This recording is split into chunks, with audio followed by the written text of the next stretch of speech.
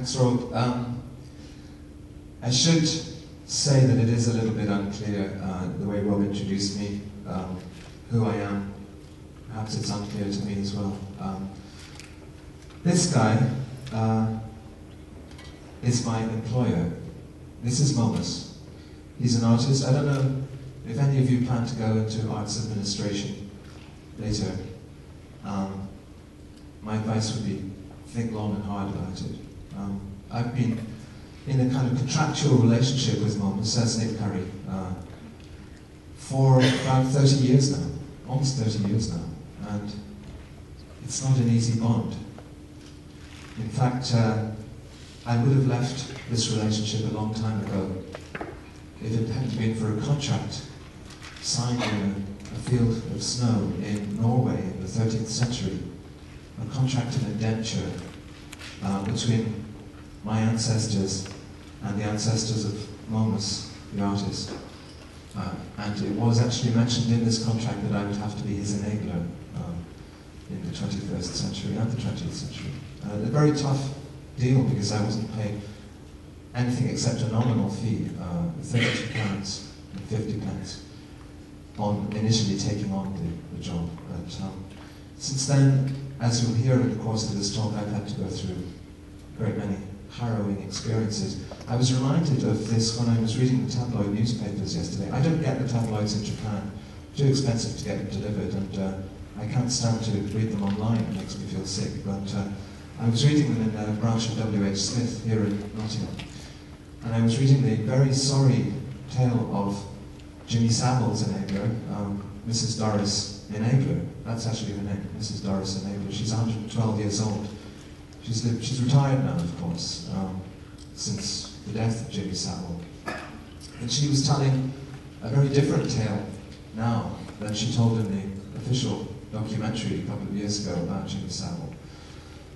Now, apparently, she's saying what a difficult time she was having working for him. She was, of course, ignorant of all the stuff he was getting up to in the dressing room and in the back of his car.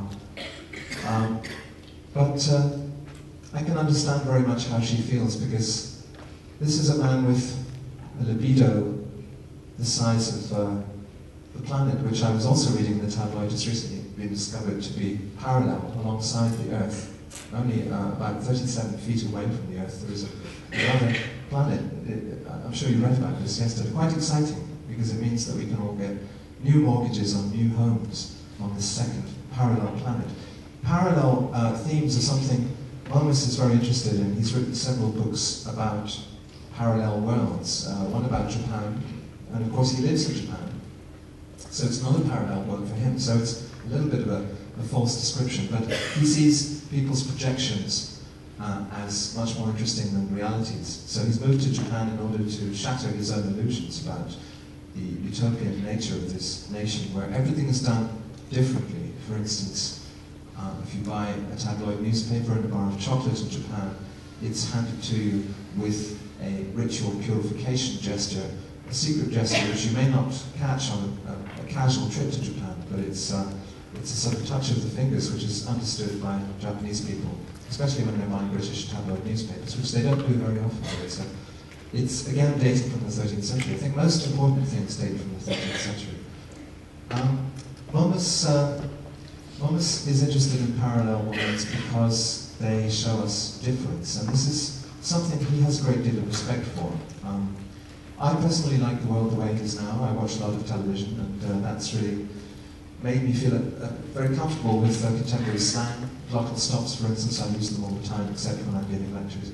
But Momus is stubborn about that. He comes from Puritan ancestors.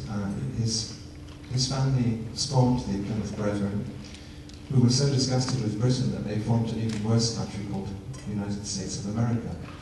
And he finds this difference, this essential, irreducible difference, very beautiful for a start. I mean, he essentially goes on gut reactions. He's basically like a sort of inflated bladder on a stick with a libido throbbing inside it like some sort of human organ.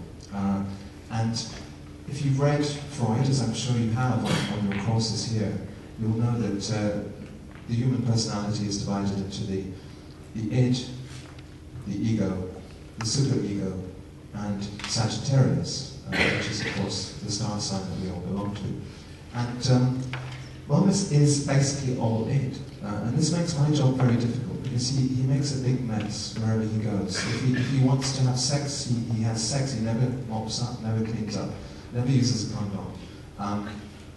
And I have to go and make apologies to people, pay people large sums to not talk to the tabloids, or I have to set up the recording sessions for him to record the songs in which he gloats over his conquests or weeps over his ruptures. And it gets closer than that even. It's actually something that I feel quite emotional about, and I try not to, because my job is to manage things, not to get emotional.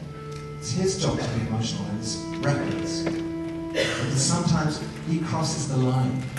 This guy does not know his cage limits. He manages to squeeze into two because he's just a bladder on a stick. And that's when I just get so mad, because he doesn't know that my girlfriend is my girlfriend.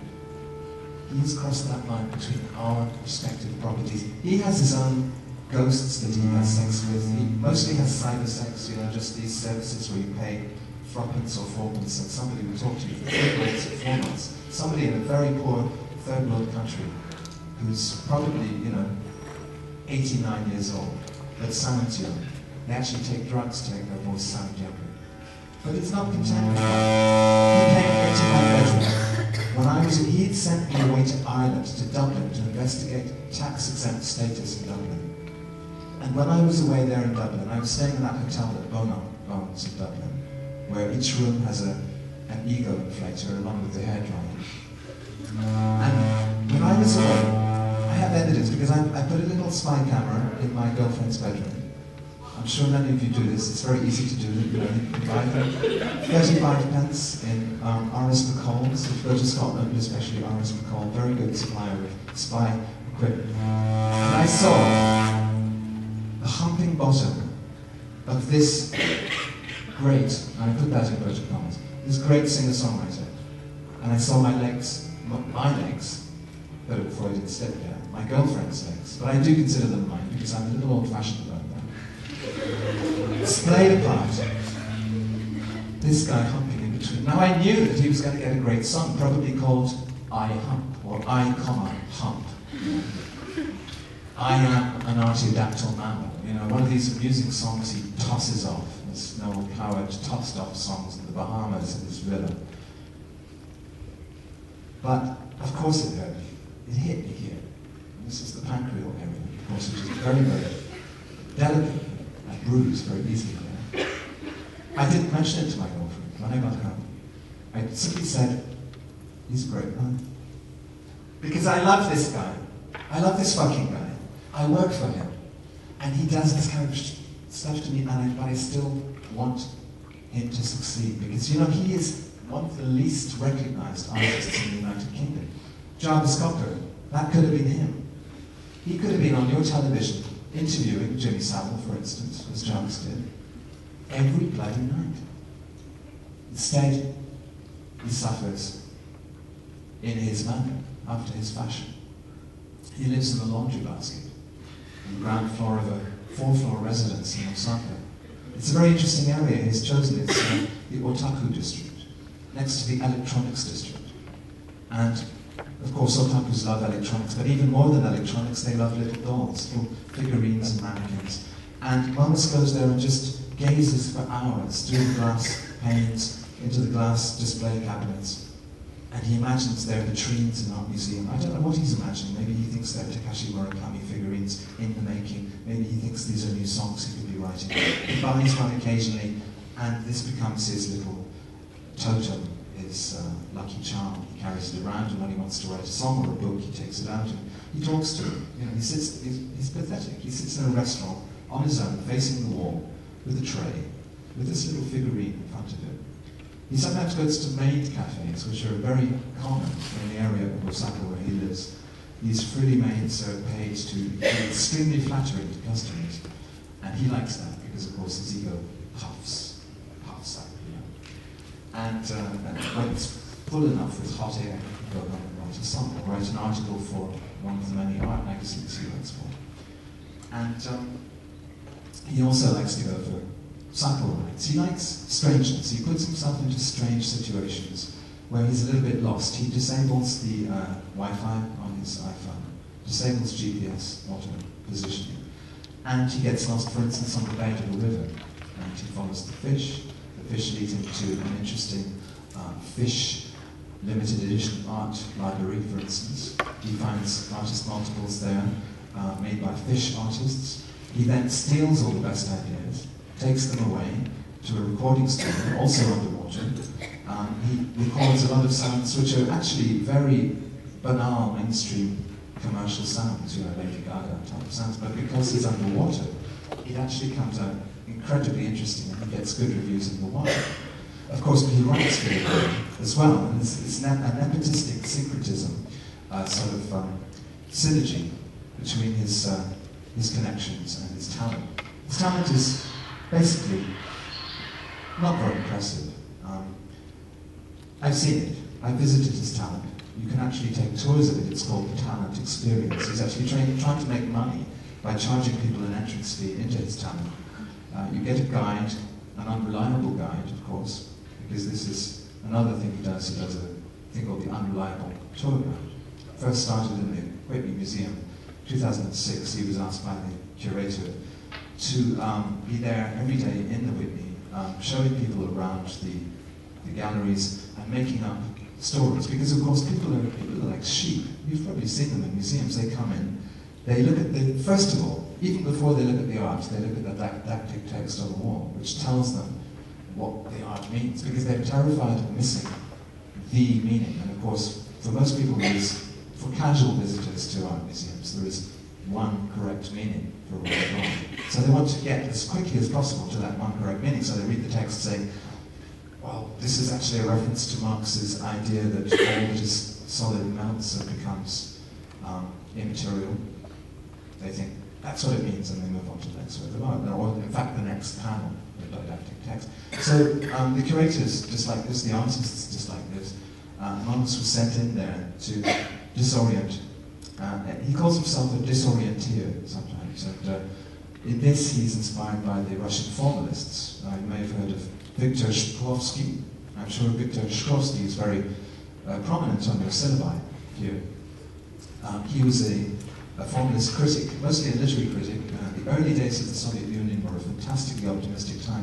I believe the 2020s in Britain will be an equally optimistic time in which suddenly everything is up for grabs, and suddenly a revaluation of values, as Nietzsche put it, must occur. And I believe that you, in this arena today, are the heroes of the future republic of Great Britain, and that it will be as inspiring as the Soviet Union was back in the 1920s, the early 1920s, when this formalist explosion was happening, before Stalin cracked down with his fascism and with his anti-formal drive. He sent, of course, all the formalists to Siberia, where not only were they killed, but they were then fed to the crabs, which have grown enormous, which have scuttled around the bed of the Bering Sea, up across Scandinavia, and are now invading some of the waters just off Hull, and are actually, I believe, mounting an invasion very shortly of these shores.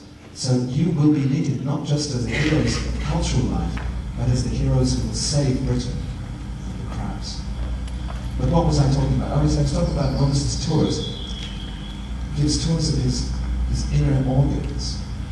And of course this is the romantic notion that the artist is fueled by his melancholia, his spleen, his liver, his alcoholism, of course, destroying some of these organs, but otherwise it's a medieval conception of the roots of genius.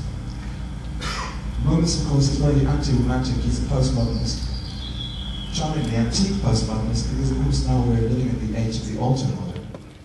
As Nicolas Bourriaud, the curator, has declared, and Nicolas Bourriaud is not to be messed with. I know his wife.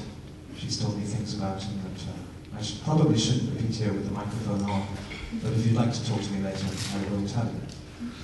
But Momus is, his organs are in a state of decay, I have to say, but he thinks that that doesn't affect his work in any way. And I tend to agree. I think it's really his psychology which we have to work on. And we have to go in with, quite literally, with spanners and lengths of nylon fishing reel, and actually drag his organs into different positions, because there's something in the constellation of his psyche which is deeply disturbing. I think it's not really suitable to a time of pioneers such as yourselves who are going to be building a better and brighter Britain in the future. I think we need to condemn this man to the scrap heap of history. And he's already there, quite honestly. The trouble is he's turned it into rather a pleasant place, as artists tend to do. He's gentrified the scrap heap of history. He's living in Japan, which is already a passé country.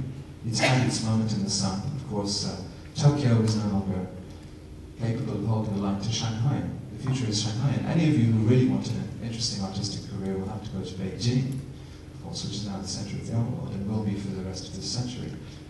Momus preferred to go to the country where it saw was 1985, and that is Japan. Because in 1985 he was 25 years old. He moved to London. He had his acoustic guitar. He admired Jacques Brel and Serge Gainsbourg. And he decided to write articles for the New Musical Express. Anybody here still read the New Musical Express, by the way? This is why its circulation has gone down to 17.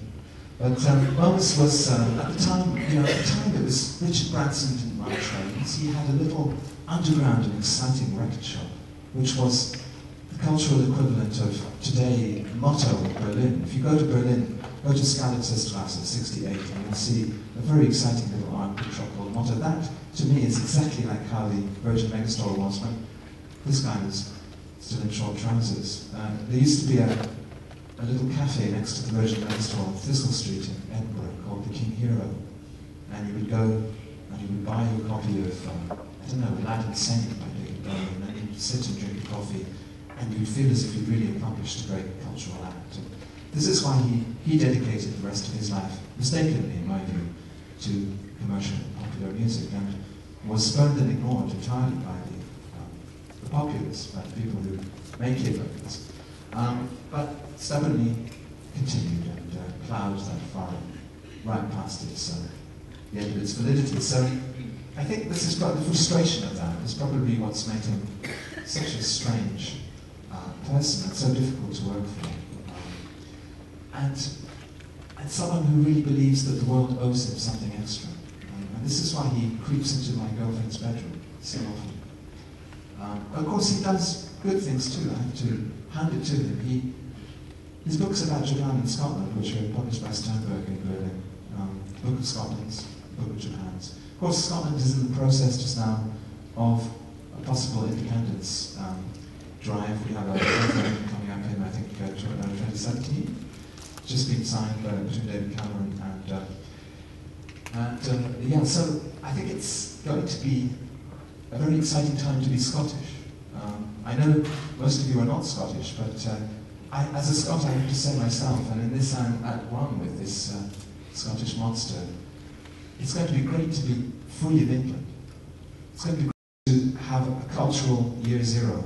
We'll kill a lot of people, round them up and send them feet into the crowds, which by then will be a major threat. We'll have probably accumulated on our coast to the height of about 10 meters, which is also great because it means that if there's a tsunami, the crowds will actually be a breakwater. Actually, there's a very interesting scenario in his Book of Scotland in which the whole of Scotland is covered by a gigantic black swan. And the bird's feathers are just touchable. Basically, if you climb to some of the higher points in Scotland, like Arthur's Seat in Edinburgh, you can touch the warm underbelly of the swan. And at first, of course, it's stifling. The Scottish people don't like it. They don't want the swan there. They never see the daylight. But little by little, they get used to it. And they notice that it's much warmer. It's actually rather comfortable. They can sleep in. They're not, woken up by too much dazzling glare coming in the windows. And the swan makes rather nice cooing noises from time to time. And they feel like the swan's children. And they, for once, they have a national identity which unifies them. Catholic, Protestant, all that stuff is forgotten. It's simply pro or anti-swan. And the anti-swans get fewer and fewer every day, and then suddenly the swan flies away and disappears. It's very sad. The Scots realised that they missed the swan, tried to get the swan back, but the swan by this point has gone to New Zealand. And because the New Zealanders anticipate what happened to Scotland happening to them, that they would lose the swan and be bereft, sad, they actually manacle the swan to New Zealand so that it covers both islands. But you can't, you know this, if you try to keep a partner, you can't tie somebody down when the swan dies. And then this awful stink covers the entire South Pacific. The feathers start to decay and the swan starts to rot and there are enormous vermin, maggots, swarming all over New Zealand.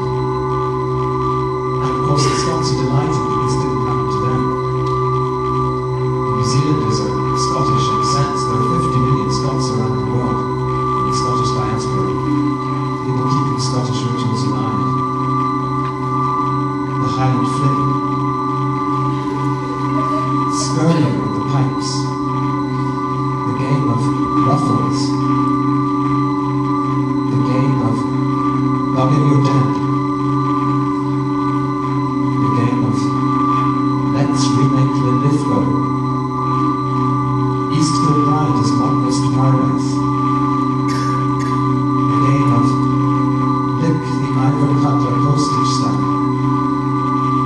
the game of out-spider the spider,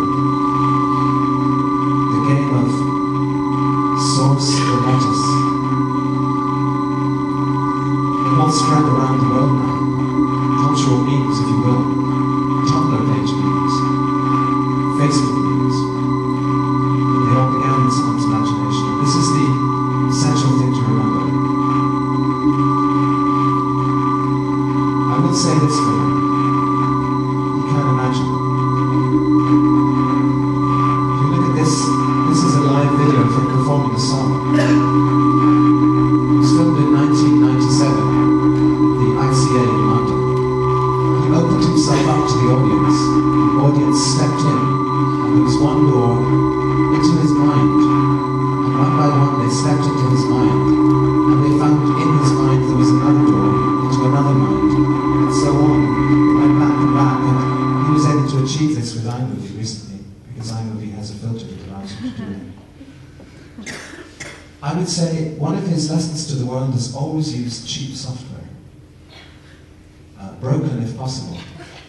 He's very fond of the early days of software, when it's still in beta. For instance, Google Translate. A lot of his lyrics on the albums he made in the last decade came from very bad translations of Japanese into English. And there was a golden age of gobbledygook, when Google Translate was completely incapable of translating anything except, for instance, the sentence, I am stepping into the train, came out as, the chestnuts smell like grass. And that's not only beautiful in itself as a piece of poetry, but it also tells you quite a lot about the experience of stepping into a train. Because, I don't know about you, but when I step into a train, I do sense underfoot a crunching of chestnuts. And I do smell, somewhere in the back of my nostrils, although I may have strange nostrils, I am partly horse-based, I think. I have long, horsey nostrils. And I smell the grass as it's crushed underfoot, as if I'm galloping, as if the train is in fact my own locomotion across the field. That gives me a little shudder of pleasure, as if I had a rider on my back and I was trying to give the rider an orgasm, because of course riders and horses have an almost erotic bond. This is something else that Momus has taught me about, that you shouldn't fight these things. I know that we all feel guilty in the post-Puritan culture about riding horses, for instance. This is why we had to eradicate horses from the streets of Nottingham. They were simply too erotic. We would stand and admire the shanks and the flanks of the horse, perhaps a cab horse, a bus horse, a tram horse, a police horse. That was the most dangerous kind of one, of course. Absolute approach, it's like a caress. Its rounded flanks, which of course are like the flanks of a woman. Perhaps if you are a woman, you have a lesbian impulse to caress the police officer's rounded face. And of course the policeman steps out, or the policewoman, although there weren't any policewomen in those days, and you're manacled and taken away to sign a confession, and you're put into a tank with crowds. And then it's a quick end. And of course D.H. Lawrence described this very well in his great book, The Crowd. Momus would probably like to be a sort of Laurentian figure, a high priest of love. His songs have mostly looked at the moments when love goes wrong. And he learned this, I know, a great deal from my girlfriend. She unfortunately passed on a lot of gossip about my failings to him. He examined my failings with a much more objective eye than I could ever have done, with a much better talent for stringing chords together. And as a result, there were 28 albums about my failings. Luckily, most of them unavailable. Certainly you couldn't find them in HMV. Which is just as well, because to have his master's voice trumpeting your failings on the high street, I don't think any of us would really enjoy that. I don't know what else to tell you. Perhaps it could be a moment to open this talk to questions about either the role of the facilitator and enabler, which is my position, or the role of perverse genius, which is his. I don't know. Or should we open it to questions? I'd like to ask you, what's so special about 1985? Well, I think postmodernists see that as 1985 as the gold standard of our era, because if you look at the architecture, I think the cultural feature that I find most telling for really getting the character of an age is television set design. So if you go on YouTube, and of course people unfortunately don't, they say interview with Jimmy Savile, but they don't say 1985. It's not even tagged 1985. I think this is a great failure. We should always tag, because the past is a foreign country. When he wrote his book about Japan, he was very interested in the book about Japan describes some so-called Japan experts who travel through time by climbing inside a cow. And they found that they go to various points in the future of Japan, and they're then grilled when they get back to Shetland, where these journeys start, by some bona fide Japan experts. And it turns out that the idiots who claim to have visited Japan and the experts who also claim to know a lot about Japan are equally ignorant in the end, and they're all projecting onto Japan. Nobody really knows what Japan is, especially not Japan in the future, because you have a double strangeness there. You have the strangeness of a different time and a different place. And that strangeness is itself a margin of possibility, that when you have that kind of imprecision, and of course machines can do precision, but humans can do imprecision very well, and artists especially, they're experts in imprecision. So that double projection becomes a very interesting glowing space. And now going back to the question, 1985 is equally a strange place.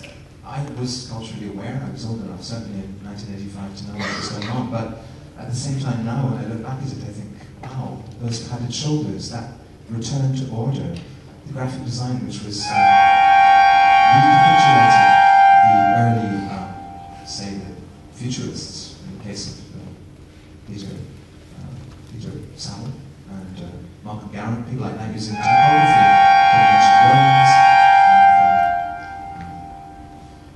This is the clarion call of the emotional lecture, which he gives. I'm giving this lecture. I'm obviously influenced by him. Obviously, we look quite similar. We share eye patches. But when I hear this clarion call, I realize I have to step into a role and get emotional as he gets emotional. That's his job, to be emotional. My job is simply to organize his schedules. But if I get emotional, I'm just going to break down and start crying, and I'll just remember the awful times when he fucked my girlfriend. So I'm going to take this music away, because it's just full of bad memories for me. Does anyone else have a question? I have a question. Is the eye patch sort of a symbol of your business relationship, or is it just a coincidence that you both happen to wear an eye patch? I think you'll find, you know the way dogs look like their owners, and owners start to look like their dogs? Or is it just that owners look like their dogs? Or what do people say? No, dogs, it's only unkind to people to say that dogs look like their owners. No, it's the other way around. It's only unkind to people to say owners. Well, whatever, if you're a pug. For instance, Winston Churchill, his nickname was Pug. And in his love letters to his wife-to-be, he called her Cat. So it's like, dear Cat of Pug, you know. Of course, cats and dogs don't get on very well. But yes, I have started to resemble him. And this is partly subliminal, but it's partly because he forces me. Because he actually wants a sidekick, you know, it's like Dr. Evil. He is evil, by the way. But I think it's important to be evil. I think in this age of moralistic witch hunting, especially in the press, we forget the importance of evil. We're post-Christian, so we don't really believe we're going to burn in hell, but we do believe in evil, perhaps more than ever. And in fact, even, for instance, letting your dog foul the footpath, that is now considered evil. Using the word girl is now considered evil. Saying that you're a fascist, for instance, is evil. Just these or you know, touching somebody of the wrong star sign. So there are all sorts of things where I think there's a scary authoritarianism developing, and we need to remember that it's important. That perhaps today's evil is tomorrow's virtue. That also might be the case. There might be a big transformation of our values.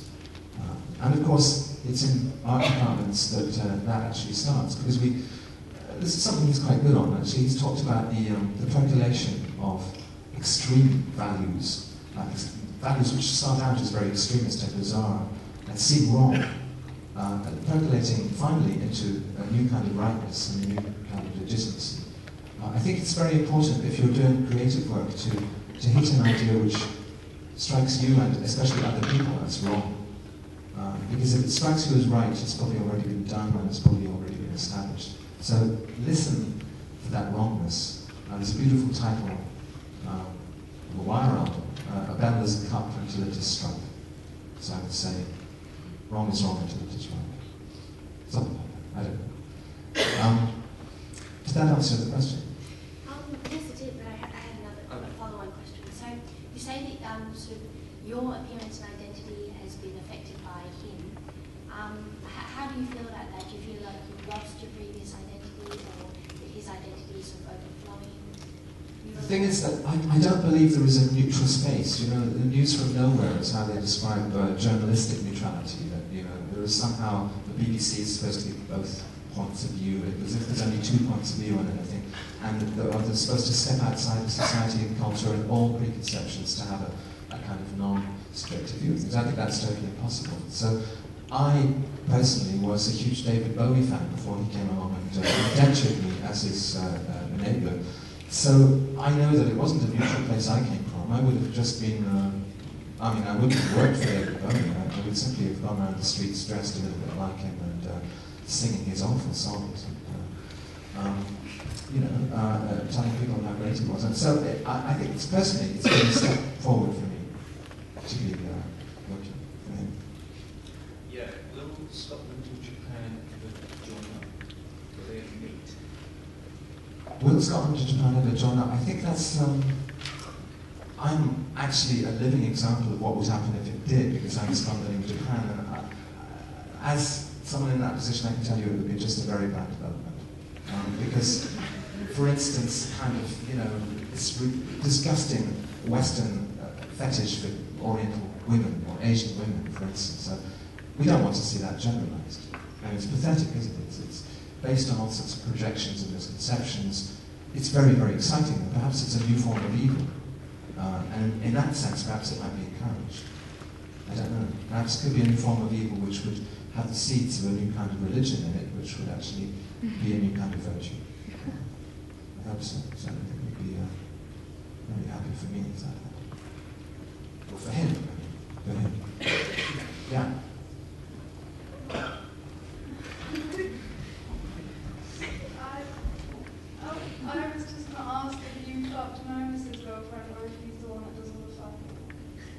obviously the one who does all the talking. That's a very good question, by the way. And I think that could possibly be an evil question in the sense that I'm talking about it. But in the end, you know, it doesn't really matter who does what to whom. I know that certain people on a Friday night in some streets here do really like to indicate, you know, their secret signs, if they put a flower here or there or, you know, whatever, or if they say, you know, my house is available, whatever they say. That's supposedly important, but I don't think it is important. I also don't think opinion is important. That is my very strongly held opinion, that opinion is not important. And it's the way you frame questions that really matters. And it's the people who have the power to frame questions who have the power in our society. You know, I think of it as like a frame with an arrow inside it. The arrow is the direction of your opinion. And of course, we all have the correct opinions about what's, you know, it's very bad to beat Jimmy Savile, for instance. But that's irrelevant. Of course, it's bad/good to be Jimmy Savile. But the question is the framing, the existence of Jimmy Savile as a cultural topic at all is the really important thing. So once we have Jimmy Savile in our brains, the damage or the good or whatever you consider Jimmy Savile to have been has already been done. Oh, here's one. Shout it or... Okay. Do you consider yourself pro or anti-swan? Pro or anti-swan? Yes. It doesn't really matter. I mean, in view of what I just said, just now that opinion is not important. What I think is important is that swan exists, but does swan exist? Swan is a word, a concept we have. I mean, in Japanese, swan is hakucho, and it sounds like sneezing. So, hakucho. So, if I see a swan in Japan now, it's like I have that satisfaction you get when you sneeze. It's like a miniature orgasm in your nose, you know. So now a swan is an orgasmic subject for me. But of course, as a classically educated person, I have very good education, private Scottish school followed by Aberdeen University, which is one of the oldest universities in Britain. And so I know, of course, the story of Leda and the swan. And swans, of course, in that context, Leda is raped by a swan, by Zeus in the form of a swan. That's a terrible story. So now swans for me are Jim Savile.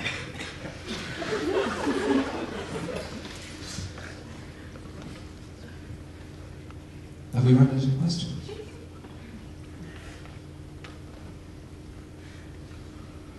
I'm a bit short-sighted on this one. Did your girlfriend put on her? I'm not going to answer that. You must have my girlfriend's on. I do have a surveillance camera in the room now, I warn you. But my girlfriend, she believes in the idea of the harem. And she believes in an open door policy in the harem. She's very democratic. And I'm trying to make her a bit more fascist in that sense.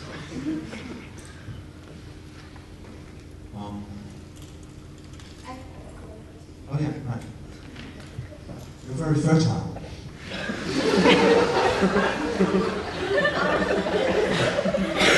With your appearance becoming more like Momus, do you feel that perhaps your girlfriend is hoping that you will morph into some second Momus, and that's why she started with him, and now she's hoping that you will become another him? Well, I really like that we're all writing our own little Wills and Boone novels about this, because it's that's also what I do. To be honest with you, my girlfriend doesn't believe that we're two people. She would be very surprised by this lecture, and probably rather appalled. In fact, she would probably leave me if she had this lecture. Is that why you didn't confront her about sleeping with him when you were away? Yeah, I really didn't want the issue to come up because she thinks I'm a schizophrenic, you see. She thinks that I carry around this electronic image of myself and give lectures claiming this is a different person when in fact we're the same person. I mean, you know, how wrong can you be? How messed up can you be to think, why would I do that? I mean, apart from just to pass the time in lecture theatres at provincial universities and amuse people instead of educating, why would I do that? You must have another question. Okay. About travelling through being inside a cow, is there anywhere else you can go apart from Japan by being inside a cow?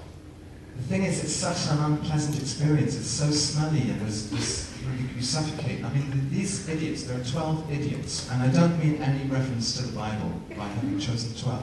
There are 12 idiots and 12 experts who then quiz and grill the idiots. And the idiots, they're on the island of Shetland, and idiots have claimed to have climbed inside the cow, and one of them has witnessed an earthquake which devastates Tokyo, and actually there is an earthquake which does devastate Tokyo on the very date that the future, at the time when the idiot made the prediction, it was the future, and then it happens. And so the idiots have to be taken seriously, and the experts have flown in.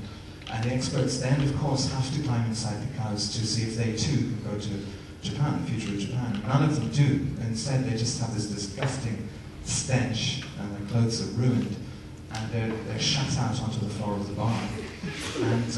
But the idiots say, well, that's a shame because, it worked for us. And it's just a question of what, it's a bit like Peter Pan, or believing in fairies, believing in Narnia.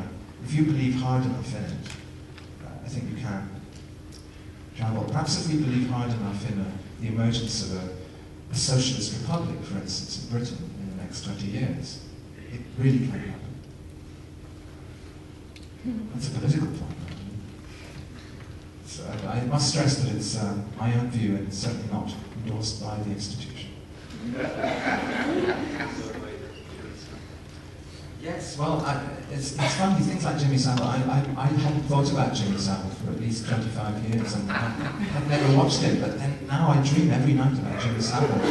He's actually there. And last night, for instance, when I performed in the Nottingham Contemporary, he was there. I swear. He came into the room, he had balloons stuffed down his tights. He was a strange kind of incarnation of Jimmy Savile. He had the cigar, he had the tracksuit top and gold jewellery. And he actually was rubbing his groin and was got up against members of the audience. I could do it now. I could actually blow up balloons and move next to you, and I would probably be arrested immediately by the college security.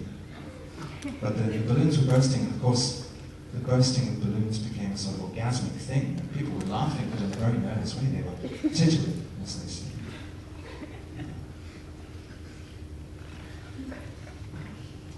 Oh, yes? Sorry. What?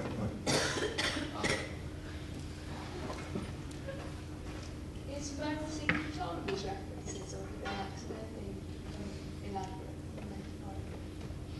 What do you mean reference? The things that he refers to, Well, he's basically he's a huge walking libido. So does that sound like control? It's a permanent Friday night for Momus. I mean, everywhere he goes, it's all about desire.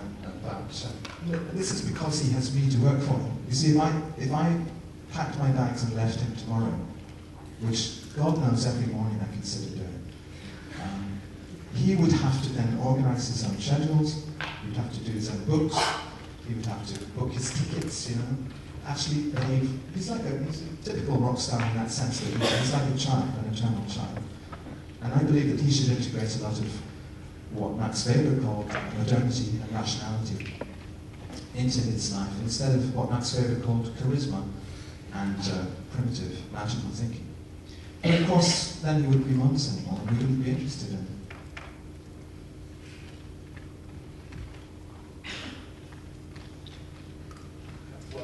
Yeah.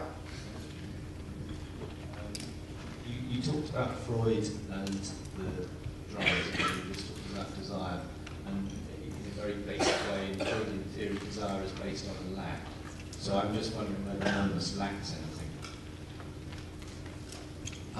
I shouldn't reveal too much because I also dress him. I'm a kind of butler, and so I know all about his intimate body parts. He does lack, for instance, a heart. He has an enormous phallus, of course, as every artist must. He has a huge ego. I think actually there's an ego where his heart should be. And in a sense I can see and respect to him that narcissism is his fuel, and it's much less polluting than digging under the ground or under the sea for oil. He's not fossil fueled, he's ego fueled. And, well, more power to him.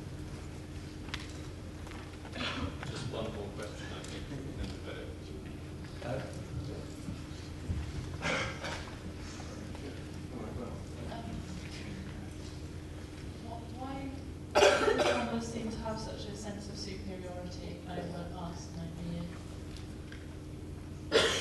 I think you can remove bits of brain. You know, there are bits of brain that make somebody civilized, which is really the internalized version of someone else's needs, the needs of the other. There's a saying, my liberty ends where the liberty of others begins. And he has never realized that. If you read the book of jokes, I think he describes very well. This is his novel in which the life of the family is structured by jokes. And he describes very well the rampant egomaniac of his grandfather, who is really just a walking, battering ram phallus, and doesn't realize that the world is designed for more than simply his personal pleasure. So that is him constructing a sort of pantheon ancestry for this lack of concern for the needs of others. And people like you and I, of course, have that concern. He never seems to have learned it. And yet I believe it's essential to his genius, if I could use that word.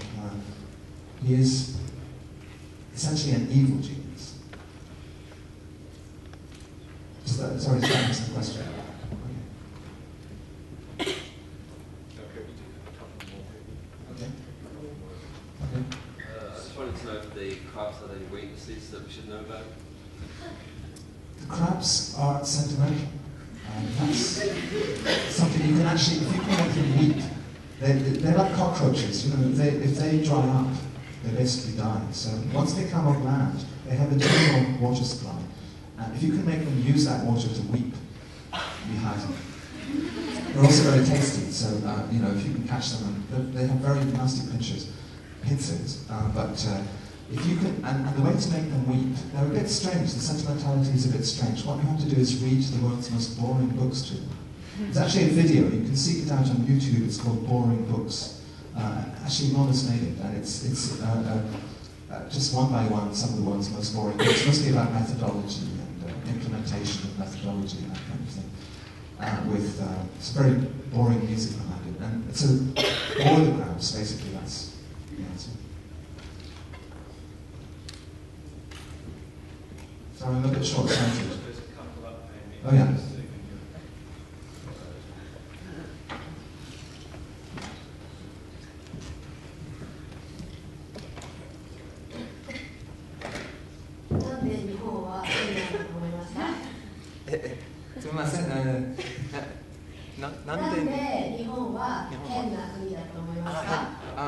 She's saying Japan is a very strange country.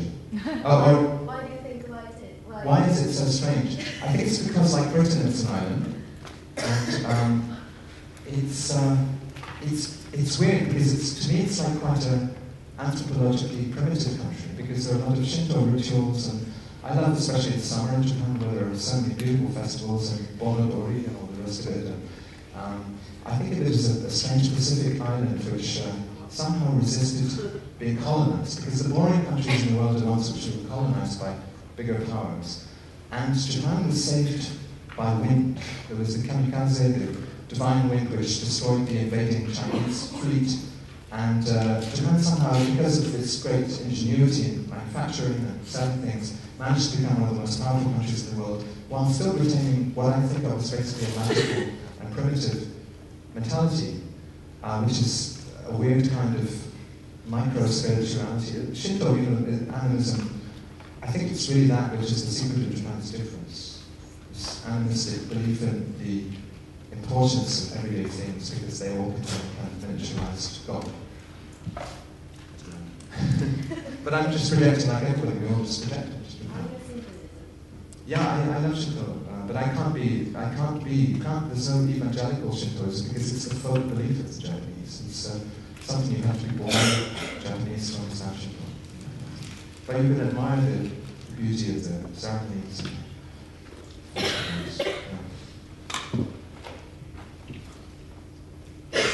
I'm glad there are still some Japanese people here because actually very few Japanese people come out of Japan now. They mostly stay in Japan.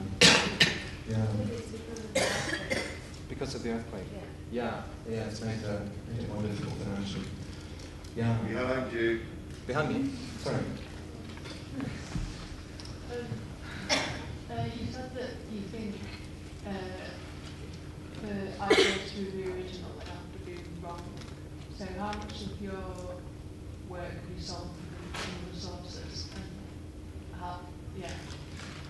Well, I have to stress it's his work, which is stolen from other sources. But I think an essential component of things being wrong is mistranslation or mishearing or misappropriation. That when you appropriate things, I mean, this is 101, you know, sort of arts foundation course stuff. But when you put things in a new context, they're already changed 1 degree at least. You know, when someone else is proposing, I mean, if Jimmy Savile was singing the songs that Momus is singing, it would change it, not very much, of course, but it would change quite a bit, the meaning of them. But then when you mishear them or mistranslate them, then they change even more, and they become more interesting because of the wrongness, you know, the levels of mistranslation.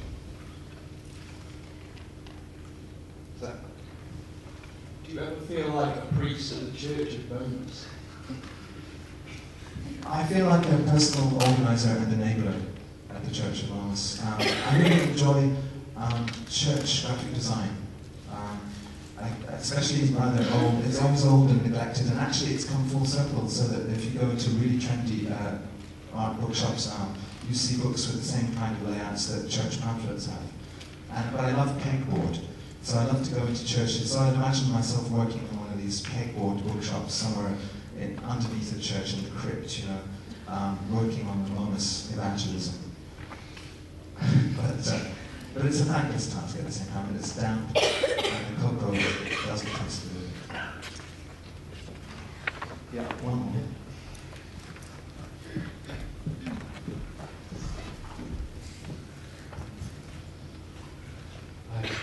You made a reference earlier to Freud and his concept of multiple selves, and obviously this is quite an ancient idea in the realm of contemporary fine art. Do you have any other leads that we could explore of artists, thinkers, critics, and philosophers perhaps, who also reference this idea of multiple selves? Multiple selves in contemporary art. Momus, I have to say, when he's worked in contemporary art, he's dabbled in what's called relational aesthetics, or was called relational aesthetics. So it's about not so much finding multiple selves in the artist as the artist engaging the public. And but I like Tino Segal's work in that. Is this a real person? Yeah, it's a real person, Tino Segal. For instance, that documentary this year, he had a dark room that you would enter, and there would be a kind of performance going on in the dark. First you thought, is this speakers or is this real live humans? And you realized, God, it's people actually moving around the room. There's no speaker system that can make such amazing 360 degree stereo. But and they would go between dialogue. And this is something I've been trying to do in this performative lecture. Been trying to. They would spoil it, and that's like they would spoil it when I could be a real person, but I didn't know whether to make notes or not throughout the whole lecture. I want to get my money's worth. Well, yeah, we're spoiling it now. We're kind of showing the machinery. That, in a way, is also nice. But I like transitions, and he does a big transition between philosophical dialogues that people are improvising and these dances and music that's going on in the dark room as well. So, yeah, Tino Segal, I'd say. I think it'd be a good point, Nick, to put our hands together and say once more thank you very much for coming to speak to us.